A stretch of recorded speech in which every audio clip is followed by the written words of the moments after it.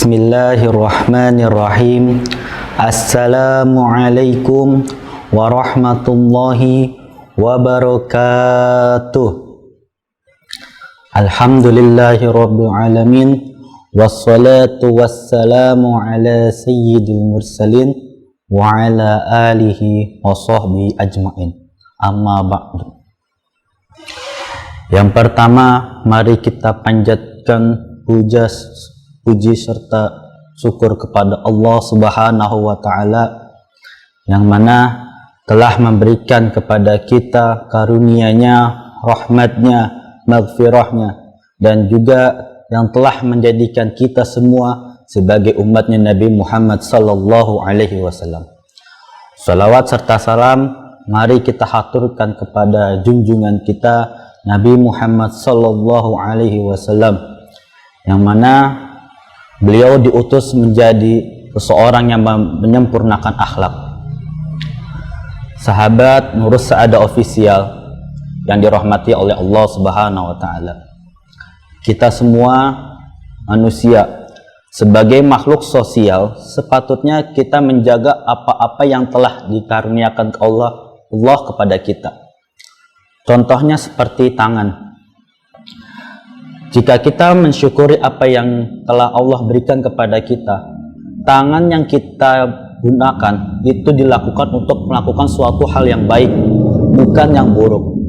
Begitu juga dengan yang lainnya, entah itu mulut, pikiran, telinga, kaki, atau yang lainnya. Karena apa? Karena ketika kita melakukan sesuatu yang baik, melakukan sesuatu yang berfaedah, maka disitulah kita membuktikan bahwasanya kita bersyukur kepada Allah Subhanahu wa Ta'ala. Apabila kita melakukan yang sebaliknya, justru itulah kita melakukan kemungkaran kepada Allah. Jadi jangan sampai nikmat yang Allah berikan kepada kita gunakan untuk melakukan hal-hal yang buruk sehingga tercipta sesuatu yang sia-sia. Jika kita mensia-siakan nikmat Allah, bisa jadi Allah akan mencabut nikmat tersebut kepada kita sehingga kita tidak bisa merasakan nikmat itu kembali. Nah, pada kesempatan kali ini saya akan membahas tentang menjaga lisan. Baginda Nabi Muhammad sallallahu alaihi wasallam bersabda, Bismillahirrahmanirrahim. Man kana yu'minu billahi wal yaumil akhir falyaqul khairan aw liyasmut. Yang artinya, barang siapa yang beriman kepada Allah dan hari akhir, hendaklah ia berkata baik atau hendaklah ia diam. Nah, dari hadis ini timbullah suatu pertanyaan. Apakah kita sendiri ini sudahkah menjaga lisan kita dari apa-apa yang telah kita ucapkan? Kemudian yang kedua, dari pertanyaan ini pula, lantas apa hubungannya antara iman kepada Allah dan juga menjaga lisan? Di sini akan saya terangkan hubungan antara imannya kepada Allah dan hari akhir dengan menjaga lisan.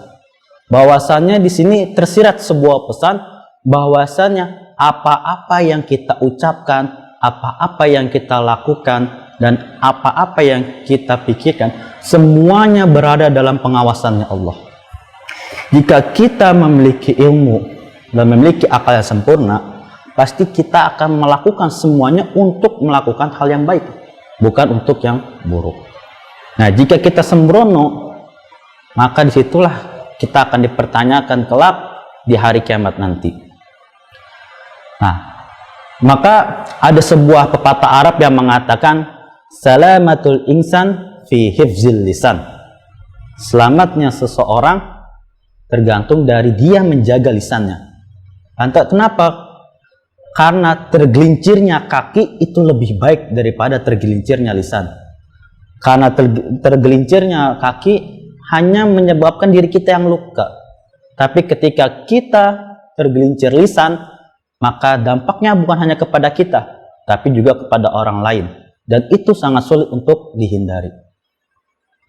Nah, oleh sebab itu, maka timbullah suatu pepatah, yaitu mulutmu harimaumu.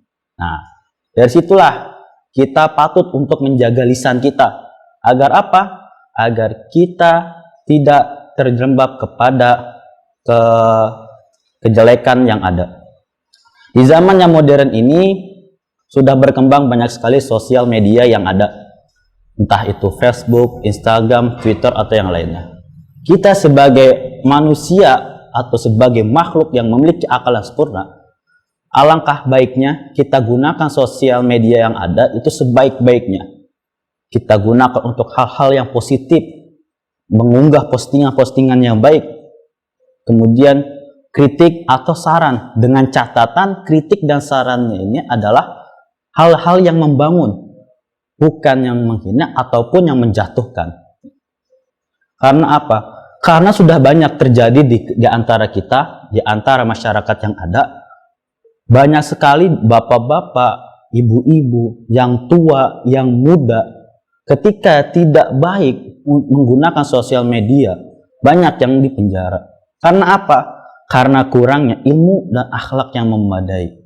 Oleh sebab itu, kita sebagai makhluk yang memiliki akal yang sempurna, sebaiknya kita gunakan apa yang telah Allah berikan kepada kita untuk melakukan sesuatu hal-hal yang baik dan terpuji. Dan jangan gunakan hal tersebut untuk melakukan hal yang jelek ataupun suatu hal yang kejahatan. Karena segala sesuatu yang kita lakukan di dunia ini akan dipertanyakan oleh Allah dan para malaikat di akhirat kelak. Saya akan mengutip sebuah kutipan Imam Ghazali dalam kitab Ayyuhal Walad. Beliau berkata, "Ish ma syi'ta fa innaka mayyit." Hiduplah sesuka kalian, karena kalian akan mati. Wahbib man syi'ta fa innaka tufariqu bih. Dan cintailah orang yang kalian inginkan, karena kalian akan berpisah dengannya. Kemudian yang terakhir adalah lakukanlah semau kalian.